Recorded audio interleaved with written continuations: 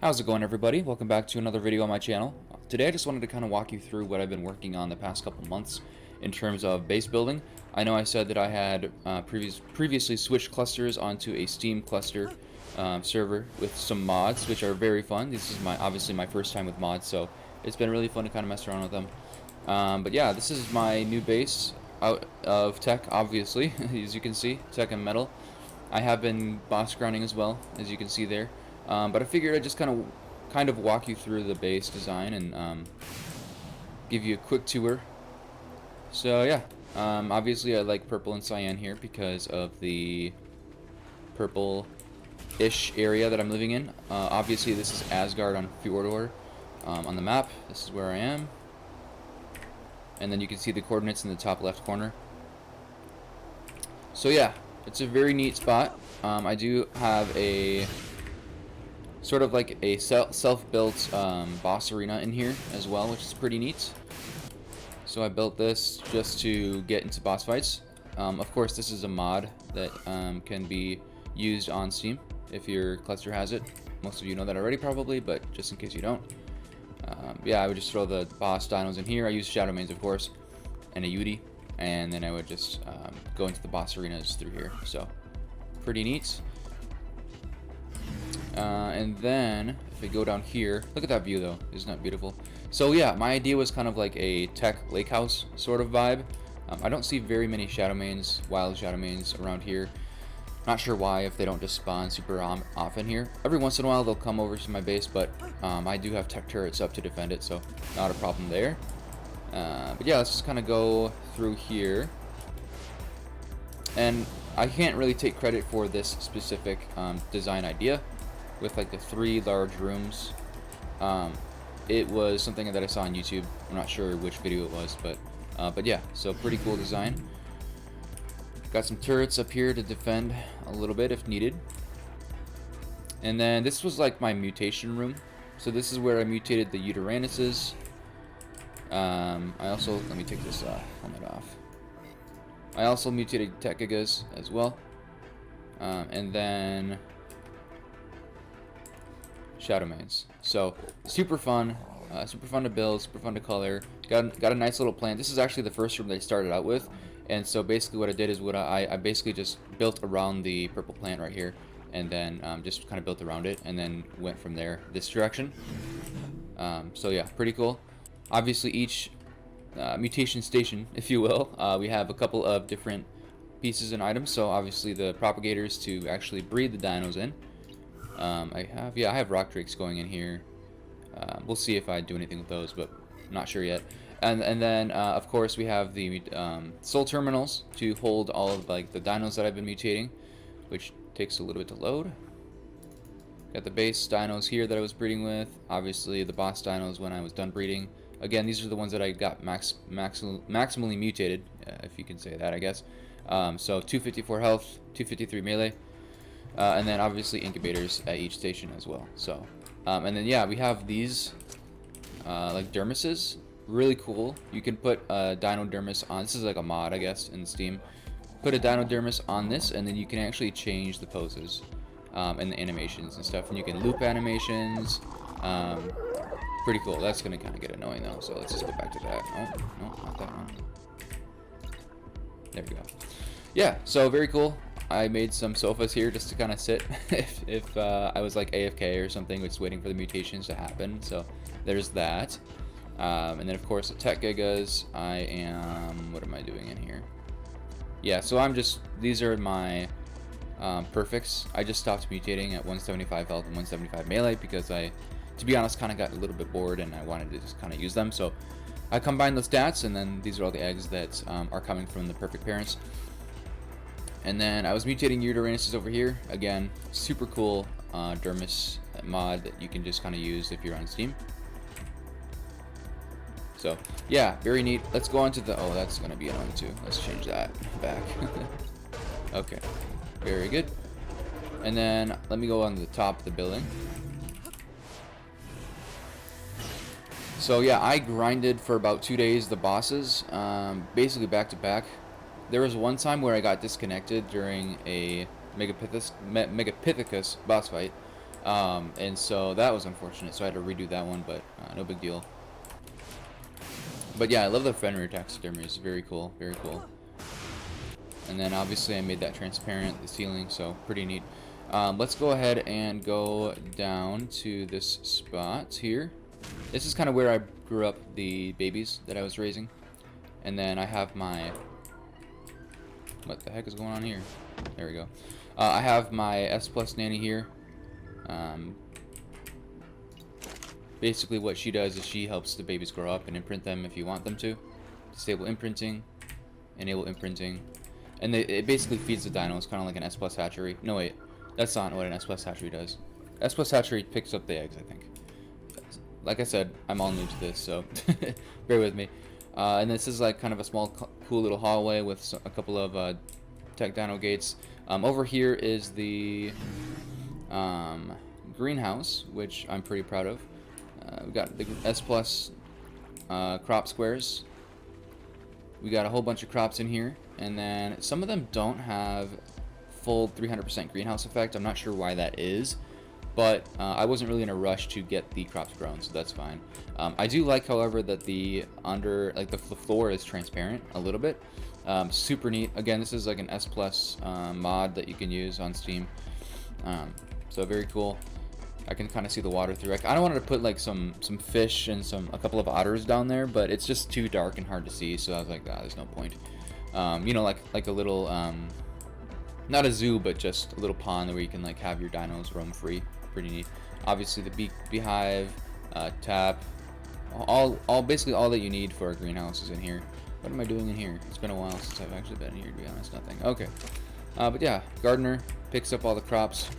I'm not really going to go into full detail on how the whole greenhouse system, automation system works. Yeah, there are other videos on YouTube that you can watch and see how that works.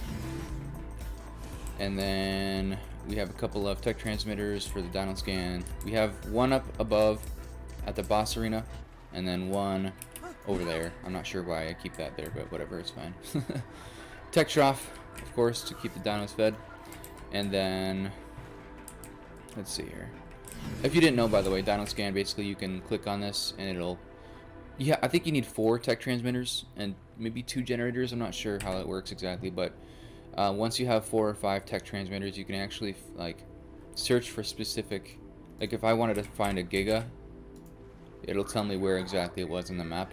It's kind of an OP mod, to be honest, so I tend not to use it as much as possible, just for a more in-depth experience of Ark. So here's my like automation system of resources. Obviously the vivariums. Again, I'm not going to go into detail on what they do and how they work, but just want to give you a quick base tour. Again, there are videos on YouTube that kind of show you how it works and what it does. So basically these let's see, they collect resources depending on what animals, dinos you have inside. I have griffins mostly and a couple of Octina. This aggregator collects all the resources and throws them into the storage dedicated storage unit that is corresponding with that specific material, which I'll go show you in a little bit. This is obviously the crystal cracker for the gachas, so collects resources, collects black pearl from the gachas if you have like a black pearl gacha, etc. And then this is kind of like my main personal room where I have a whole bunch of stuff. You got the upgrade station, you got a couple of mod tables here, S Plus crafting station where you can craft the S Plus structures. So pretty cool. Hairstyle mod, that's how I got the blue hair. Pretty neat, I like it. And then item converter, this is super nice. If you want to transfer tributes or like trophies or artifacts off map, you can actually put the trophies in here and put them in like a container, and then you can transfer the artifact that way. So pretty neat. That's what I did for most of the boss fights on the island. I just collected them on Fjordur and then brought them over to the island because, well, I did a few island caves actually for the artifact that I hadn't done before actually. This is just my personal storage box. So pretty cool. And then this is cool. We have a couple of chibi storage cases that you can have on Steam as well. So a couple of chibis that I collected over time. Yeah, so Nalgans kind of look ugly to be honest, but I guess it's not too bad. Right now I have a rock drake, so I like it. I did max out a Shadowmane Chibi. I think that's in my storage box, but let's see.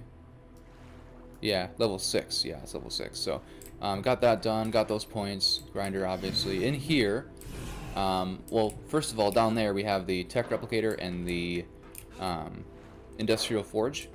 So it was. I'm not gonna be able to put these giant structures in a room, so I figured I just built them outside on sort of like a platform. Oh, I just went poop there. Yeah, so that's where I put those, and then if we go into here, this is sort of like the storage room. I don't come in here super often unless I'm going after like a blueprint that I collected or something, or armor. I have a whole bunch of crap in here. Well, that's a blueprint. That's not supposed to be in there. Oh wait, that's not a blueprint. It looked like a blueprint for a second. So we have a blueprint box, of course. This is a tech storage, S+ tech storage, 500 space capacity. If it's powered with a tech gen, it can also act as a refrigerator, which is super neat. So I have my whole. I don't have any refrigerators down. These are just my refrigerators. It holds all the spoiled meats and like things that can spoil essentially. So pretty cool. And then, of course, we have the dedicated storage units. These I put in alphabetical order. Typically, I order them based on like progression in the game. So I'll put like thatch, wood, stone, fiber together, and then I will put like metal and like crystal and obsidian together as well. But since this is like basically alphabetized, I decided to just alphabetize it because it's just easier for me to find it.